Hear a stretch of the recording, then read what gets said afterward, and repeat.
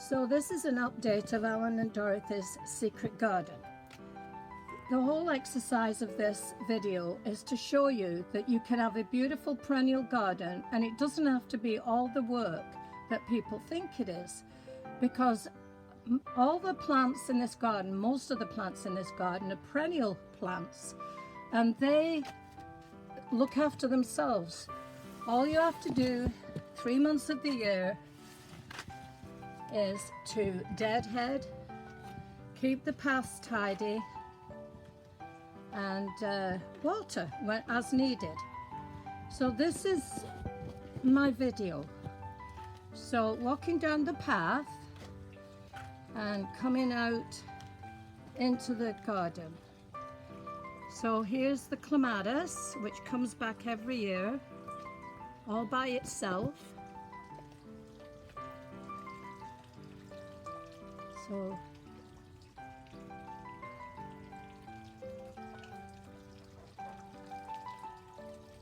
So the roses, and this is a little garden feature that we made, and a pond, and we made this nice lighthouse with a beacon on top out of plant pots. So just to show you. So moving right along.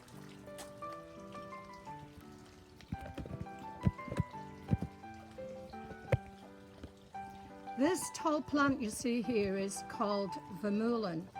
Mullein, or it's not vermeulen, excuse me.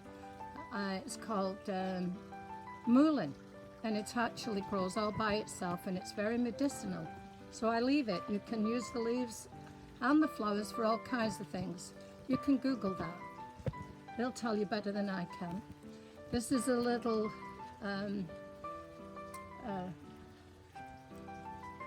what do you call it? Mailbox, that's the word. Mailbox that we use to keep tools in.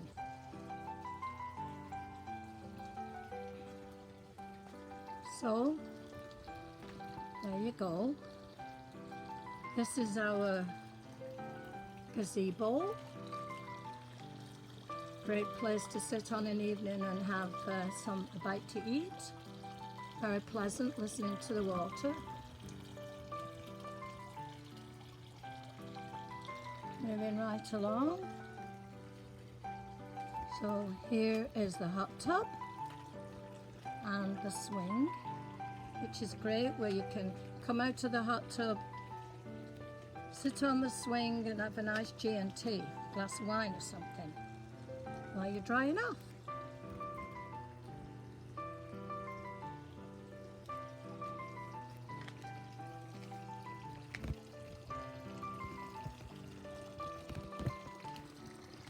Okay, so walking all along, looking at the roses. The poppies are finished now. The oriental poppies were glorious, but they're now done.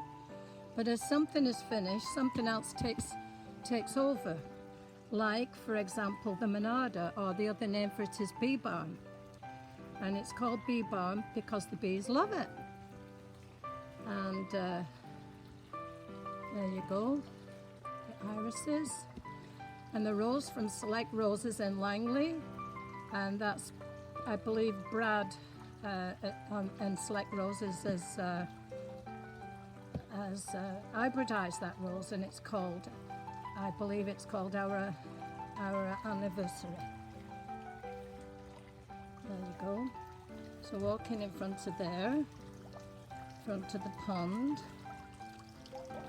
My brother's little feature in the background, just a little bit of folly. Cute though.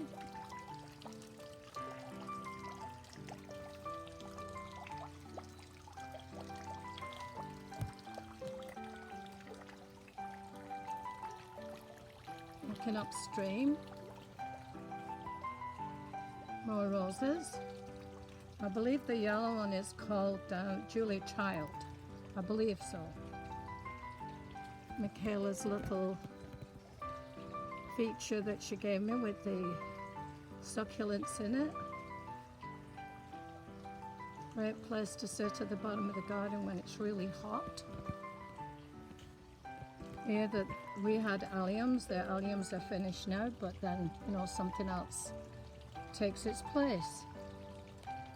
And all the succulents all around the garden, they're called London Pride.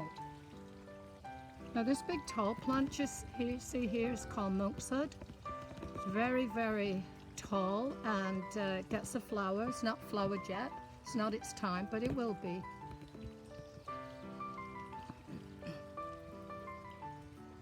A shed, and there's a little chickadees in that birdhouse there, coming and going. And the greenhouse, and the rain barrel with the water running. There's the gazing ball with hostas underneath, and the white flowers you see there, they look like daisies. They're actually called feverfew, and they're actually an herb, and they're related to chrysanthemum. They use them for all kinds of fevers in the past. Still could probably if you knew what you were doing, which I don't. So anyway, there you go. So here those are irises, they were yellow, they're all done, they've done their thing. And more of Brad Select roses here.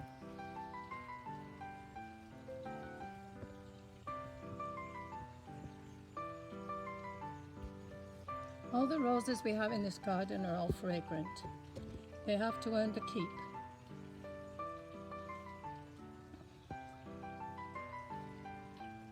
And basically all you have to do with these is feed them once in a while and water them and deadhead them as needed.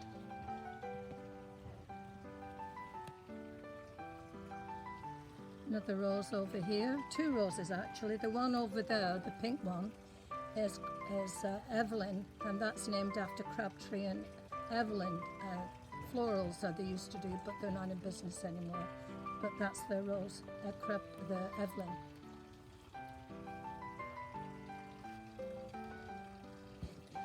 These tall plants here are hollyhocks, come back year by year. They were given to me by a friend in England, and they're very faithful. Now the blue flowers you see here are a bellflower. They come back and do their thing every year as well. And they are interspersed with the daphne, which is very fragrant, and it makes it almost like its own little bouquet.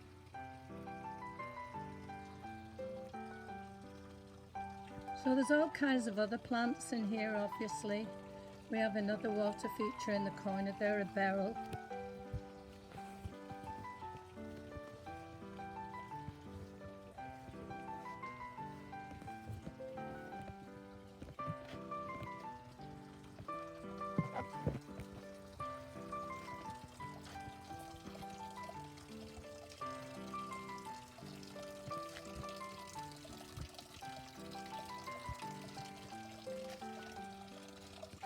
Love the sound of water going in the garden all over the place. And another clematis, or clematis, depends on where you come from. Yeah, and we had peonies here, but they've done their thing too, they're finished. So like I say, when something... And the flowers you see in the grass actually are called Blue Star Creeper. The other name is Laurentian. And bought it from the garden centre many years ago, and it's now naturalised. Quite happy there. And you can mow over it and it'll just keep coming back. So that's what that does. And we've got the remnants of Lily of the Valley that was there in the spring. And the other spiky things that you see there are wallflowers. And they're very fragrant, but they've done their thing. So like I said, one thing leaves and something else takes over.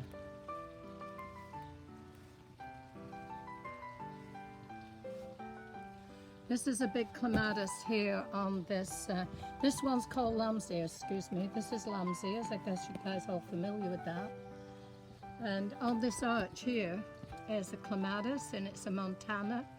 And as you can see, it's very busy. It has a white flower on it early on in the spring. But now it is also finished. Down the bottom here by the hot tub is mint. It sort of rambles around, but I don't mind. I love it.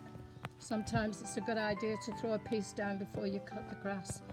And as it cuts over the mint, it has this beautiful fragrance, as you can only imagine. More hollyhocks here. These ones were not planted by me, they came on the wing. So we take a few pots and put a few annuals in. But as you can see, for the most part, this garden does its own thing. This was a tree once, and it died, and we had it carved, and that's what that is, little gnome house. Okay, so that is my video. I hope you've enjoyed our visit today. Just one more look at this beautiful iris.